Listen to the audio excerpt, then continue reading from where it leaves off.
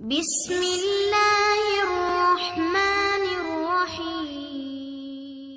کارونه کوي نو کاغه عیسائی دی او کاغه يهودي دی او کاغه مسلمان دی کاغه څوک دی بس دا ټول د دې لپاره د نیک اعمال ذریعہ د نجات او دی بزي جنت ته نو دا خبره غلطه ده دا نظریه غلطه ده ځکه چې دین اسلام راغی اخرنه دین راغی نو اوس چې چا دا نه ایکسپټ کړي دا غي عام کړي ډېر نیک اعمال کې د دې نیک اعمال اعتبار نشته خلک څنګه وای هندوستړی او خدای ناراضه نو چې رسول الله اخري پیغمبر نه منله دا قران نه منله او په دې دین اسلام باندې نه چلیدل او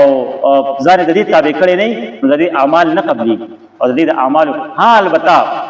یو غیر مسلم اهل کتاب چې سونم دي عیسایان دي يهوديان دي او کاغه نور کافران دي هغه چې په دنیا کې نیک اعمال کوي دا غ نیک اعمال بدلو ته ملاويږي او په دنیا کې ورته ملاويږي چې دا نیک کارونه کوي د دې بدلو ته الله په دنیا کې ورکړي آخرت کې ورته یې څه نه وي نو آخرت کې بدنه کو اعمال او اعتبار هغه وخت کې څوک د دې دین اسلام ځان تابع کی نو الله دې ټول د دین اسلام د دین محمدي صلی الله علیه وسلم تابع وګرځي